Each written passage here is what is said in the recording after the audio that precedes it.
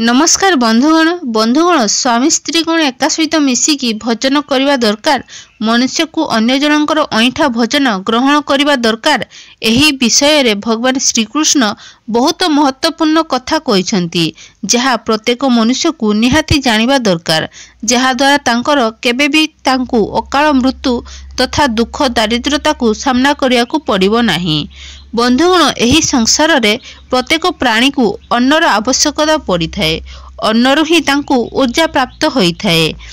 सबु पशु पक्षी मानक पई अलग अलग प्रकार अन्नर आवश्यकता होई थाए।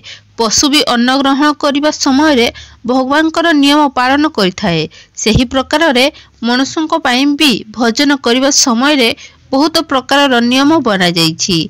यदि एही नियम गुडी को पालन करा जाए तो मनुष्य को ईश्वर कृपा प्राप्त होइथाए। आमर शास्त्र रे भजन करिवार दिग, भजन केउ प्रकार भजन करिवार सही समय, एही विषय रे बहुत महत्वपूर्ण नियम बता जाइछि। बंधुगण भगवान श्रीकृष्ण भागवत गीता रे मनुष्यंकर भजन करिवा संबंधी बहुत ही महत्वपूर्ण उद्देश्य दैछंती। एही उपदेश मनुष्य पई उन्नति करिवा, दीर्घ आयु एलावाला तथा सबु प्रकार रोगरु मुक्ति रखिया पाई जेउ शरीर को भगवान प्रदान करछंती, सेमाने ही एही शरीर को शुद्ध और स्वच्छ रखिया पाई उपाय मध्य बताइछंती। जो मनुष्य भगवान श्रीकृष्ण द्वारा बता जाइथिबा एही नियम गुडी को पालन करिथाए, तार शरीर सबु बेले शुद्ध और स्वच्छ और विकास रे दूर रहिथाए तथा गति प्राप्त करिवा वाला होइथाए। भगवान श्रीकृष्ण भागवत गीतारे मध्य मनुष्य को भजन केउ प्रकार करिवे, केउ प्रकार भजन रु मनुष्य को क्रोध क्रूर और राक्षस होइथाए और केउ प्रकार भजन कले मनुष्य सबुबले सच्चेचारी पराक्रमी और अन्य जनक मानकर को प्राप्त करिवा होइथाए। मनुष्य जेउ प्रकार भजन करिथाए ताहाकु सही प्रकार शरीर और विचार मध्य प्राप्त होइथाए। एथिपई धनर देवी माँ लक्ष्मी प्राप्त पाई मनुष्य को उचित भजन सामग्री को चिन्हिबा दरकार। बंधुगण मनुष्य जेमिति थाउ, से गरीब थाउ बा धनवान होई थाउ, से कुडिया घरे रहु थाउ बा राजमहल रे रहु थाउ, ताकू ता शरीर पाई भजन दरकार पड़ी थाए। किंतु इंद्रिय बा आखिर लालच रे एमिति हेबा दरकार नहीं कि से तामसिक और राजकेश भजन ग्रहण करिबो। भजन करी से क्रू तथा निष्ठुर होइजिबो। बंधुगण तामसिक भजन करुथबा मनुष्य तांकर मान सम्मान संसार एवं तांकर शरीर को भी नष्ट करि देइथाए और दुष्कर्म मार्गरे चली जाइथाए। किंतु बंधुगण जो मनुष्य ईश्वरंकर नाम नहीं तामसिक भजन करिथाए, तार मन पवित्र और सुंदर हो जाइथाए। एमिति शरीर रे भगवान सबु बेले ही निवास होइथांती बा वास करिथांती। बंधुगण वास्तुशास्त्र रे बता जाइछि कि मनुष्य को केउ दिगरे बसिकी भजन करिवा उचित एवं भजन करुथबा समय रे तांकर मुख बा मुह केउ दिगरे हेबा रहिथिबा दरकार। भजन करिवा पूर्वरु मनुष्य को केउ मंत्र कहिबा द्वारा और भजन करि सारला परे तांकु कोन करिवा उचित। बंधुगण एमिति बहुत महत्वपूर्ण कथा बता जाइछि। आजिर एही भिडियो रे आमे आपनकु एही विषय रे जणाइबु। जदि भजन करुथबा समय रे परिवारर समस्त लोक माने ठीक दिग को ध्यान रखी भजन करिवे तो सेही घरु कलह दुख दारिद्रता भी नष्ट होइजिबो और माँ लक्ष्मींकर कृपारु घर सुख शांति समृद्धि रे भरीपूर्ण होई रहिबो। एहा सहित घरर समस्त सदस्यंकर स्वास्थ्य ठीक रहिबो। एथिपई आमे वास्तुशास्त्र रे बता जाइथिबा एही महत्वपूर्ण कथा गुडी को निहाती जानिबा दरकार। विष्णु पुराण अनुसार भजन करिबा पूर्वरु टिके अन्न को भूमि उपरे रखी देबा दरकार, जहा द्वारा देव देवता पशु पक्षी सर्व तथा प्रेत जहा तांकर कर्म बंधन रे बांधी हेइथांती सेमाने समस्त को अन्य प्राप्ति हबो। जदि भजन करुथबा समय रे कोनोसी अतिथि आसुछंती तांको स्वागत करंतु और तांकर आसन देई प्रणाम करंतु, तांको भजन करिकी जीवा पई देबे। काहे कि ना बंधुगण जहार घर को अतिथि निराश होई पड़ैथांती ତାଙ୍କୁ ସେହି ପାପ ଦେଇ ସେମାନଙ୍କୁ ଶୁଭ କର୍ମ ତାଙ୍କ ସାଥିରେ ନେଇଯାଇଥାନ୍ତି। ଶ୍ରୀକୃଷ୍ଣ କହିଥିଲେ ମନୁଷ୍ୟଙ୍କୁ ସ୍ୱାମୀଙ୍କ ଘରେ ରହୁଥିବା ବା ବିବାହିତ କନ୍ୟା, ଦୁଃଖ ଓ ଗର୍ଭଧାରଣ ସ୍ତ୍ରୀ ତଥା ବୃଦ୍ଧ ଭୋଜନ କରିସାରିଲା ପରେ ହିଁ ନିଜେ ଭୋଜନ କରିବେ। ସମସ୍ତ ଭୋଜନ କରିସାରିଲା ହିଁ ନିଜେ ଭୋଜନ ଗ୍ରହଣ କରିଥାନ୍ତି। ତାଙ୍କର ଭୋଜନ ପାପମୟ ହୋଇଯାଇଥାଏ। ଏମିତି ବ୍ୟକ୍ତି ନରକରେ ବି ଯାଇଥାଏ। ଯିଏ ସ୍ନାନ ନ କରି ଭୋଜନ କରିଥାଏ ତାର ଭୋଜନ ମଳ ସହିତ ସମାନ ହୋଇଥାଏ। ଯେଉଁ ବାଳକ ଏବଂ ବୃଦ୍ଧ ଭୋଜନ କରିଥାଏ ତାଙ୍କର ଭୋଜନ ସାମ୍ନା ହୋଇନଥାଏ ଓ ଯିଏ ବିନା ସ୍ନାନ କରି ହିଁ ଭୋଜନ ଗ୍ରହଣ କରିଥାଏ ତାଙ୍କର ଭୋଜନ ବିଷ ସହିତ ସମାନ ହୋଇଥାଏ। ବନ୍ଧୁଗଣ, ମନୁଷ୍ୟକୁ କେବେ ବି ରାତି ବ୍ୟକ୍ତି ଦ୍ୱାରା ଦିଆଯାଇଥିବା ଅଥବା ଅନ୍ୟ ଜଣଙ୍କ ଦ୍ୱାରା ଦିଆଯାଇଥିବା ଭୋଜନ କେବେ ବି ଗ୍ରହଣ କରିବେ ନାହିଁ। ଯେଉଁ ବ୍ୟକ୍ତି ପ୍ରଥମ 3ଟି ଭୋଜନକୁ ମୌନ ରହି ଗ୍ରହଣ କରିଥାଏ ଏମିତି ବ୍ୟକ୍ତି ପାପ କର୍ମ ସମସ୍ତ ନଷ୍ଟ ହୋଇଯାଇଥାଏ ଓ ଭଗବାନଙ୍କ କୃପାରୁ ତାଙ୍କୁ କେବେ ବି ଅନ୍ୟର ଅଭାବ ହୋଇନଥାଏ। ବନ୍ଧୁଗଣ, ବାସ୍ତୁର ଅନୁସାରେ ପୂର୍ବ ଦିଗକୁ ବସି ଭୋଜନ କରିଲେ ବ୍ୟକ୍ତି ରୋଗରୁ ବା ମାନସିକରୁ ମୁକ୍ତି ହୋଇଯାଇଥାଏ। ବୃଦ୍ଧ ବ୍ୟକ୍ତିମାନଙ୍କୁ ପୂର୍ବ ଦିଗକୁ ମୁଖ କରି ଭୋଜନ କରିବା ଆବଶ୍ୟକ ହୋଇଥାଏ। ଏହାରୁ ତାଙ୍କର ଶରୀରର ସୁଧାର ଆସିଥାଏ। କାହିଁକି ନା ବନ୍ଧୁଗଣ, ପୂର୍ବ ଦିଗ ସୂର୍ଯ୍ୟଙ୍କର ଉଦୟ ଦିଗ ହୋଇଥାଏ ଓ ସୂର୍ଯ୍ୟଦେବ ବଳବାନ, ଆରୋଗ୍ୟ ତଥା ଦୀର୍ଘାୟୁ ପ୍ରଦାନ କରିଥାନ୍ତି।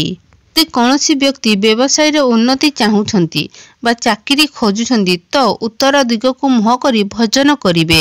ଉତ୍ତର ଦିଗ ମା ସରସ୍ୱତୀଙ୍କ ଦିଗ ହୋଇଥାଏ। ଏହାଦ୍ୱାରା ସେହି ବ୍ୟକ୍ତିକୁ କାର୍ଯ୍ୟରେ ସଫଳତା ପ୍ରାପ୍ତି ହୋଇଥାଏ। ଧ୍ୟାନ ରଖିବେ ବନ୍ଧୁଗଣ, ଦକ୍ଷିଣ ଦିଗକୁ ମୁହଁ କରି ଭୋଜନ କରିବେ ନାହିଁ। ଏହି ଦିଗ ଯମଙ୍କର ଦିଗ ହୋଇଥାଏ।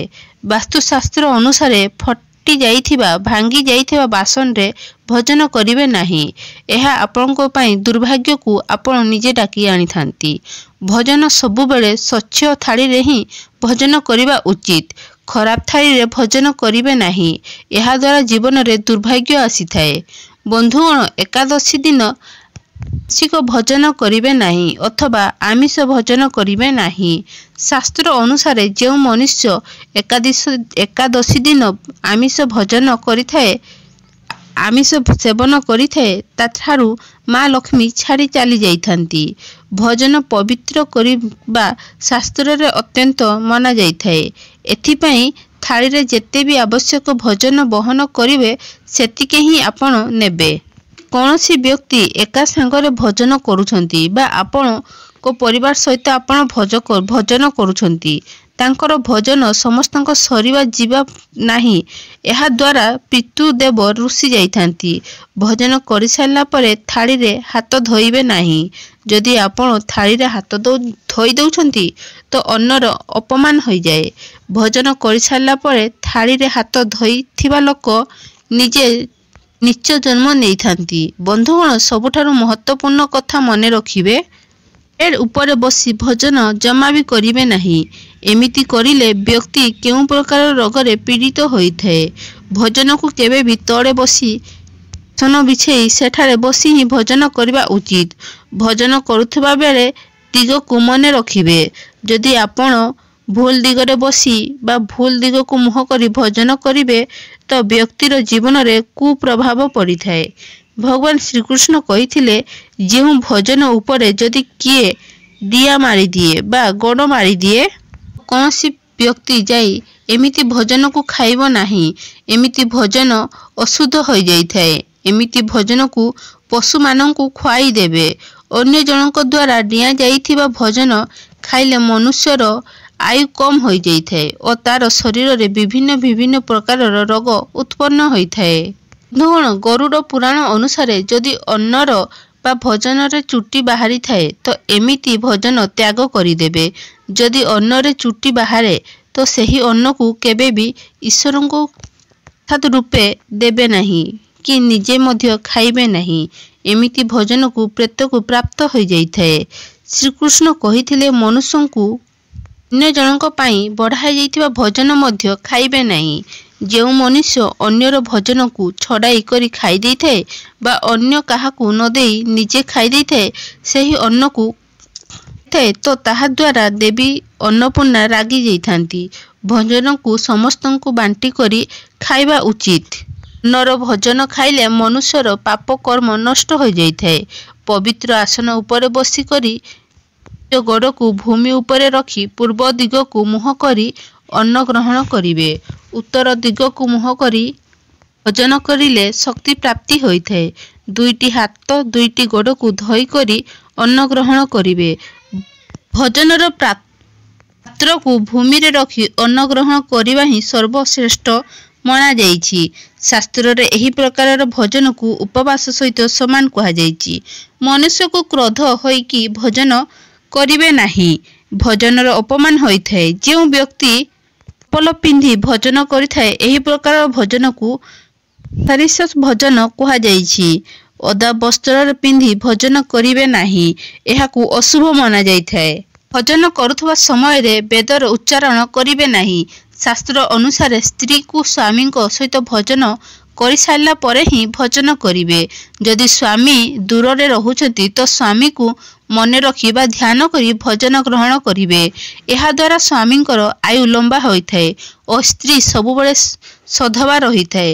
ସ୍ୱାମୀ ନ ଖାଇ ସ୍ତ୍ରୀ ଯଦି ଆଗରୁ ଖାଇଦିଏ ତ ଏହି ଶାସ୍ତ୍ରରେ ଅଶୁଭ ମନାଯାଇଥାଏ। ଏହାଦ୍ୱାରା ସ୍ୱାମୀର ଆୟୁ କମ୍ ହୋଇଯାଇଥାଏ। ଏହା ସହିତ ବିଷ୍ଣୁ ପୁରାଣ ଅନୁସାରେ ସ୍ତ୍ରୀ ଓ ସ୍ୱାମୀଙ୍କ ଏକା ସାଙ୍ଗରେ ଭୋଜନ କରିବେ ନାହିଁ। ଏହାଦ୍ୱାରା ଘରେ କଳହ ସୃଷ୍ଟି ହୋଇଥାଏ। ଭୋଜନ କରୁଥିବା ସମୟରେ କଥା ଭାବିବେ ନାହିଁ। ଅନ୍ଧାରରେ ବସିକି ଭୋଜନ କରିବେ ନାହିଁ। ବିଷ୍ଣୁ ପୁରାଣ ଅନୁସାରେ କେବଳ ବସ୍ତ୍ର ପିନ୍ଧିବେ ନାହିଁ, ଅର୍ଥାତ୍ ଲଙ୍ଗଳା ଅବସ୍ଥାରେ ଭୋଜନ କରିବେ ନାହିଁ। ଏହା ଅଶୁଭ ମନାଯାଇଥାଏ। ଏହାଦ୍ୱାରା ଜୀବନରେ ଦୁର୍ଭାଗ୍ୟ ଆସିଥାଏ। କୌଣସି ବାହନ ଉପରେ ବସି ଭୋଜନ କରିବେ ନାହିଁ। ଆଶା କରୁଛୁ ଆଜିର ଏହି ଭିଡ଼ିଓଟି ଆପଣମାନଙ୍କୁ ଭଲ ଲାଗିଥିବ। ଯଦି ଆମ ଚ୍ୟାନେଲକୁ ସବସ୍କ୍ରାଇବ୍ କରିନାହାନ୍ତି ତ ନିହାତି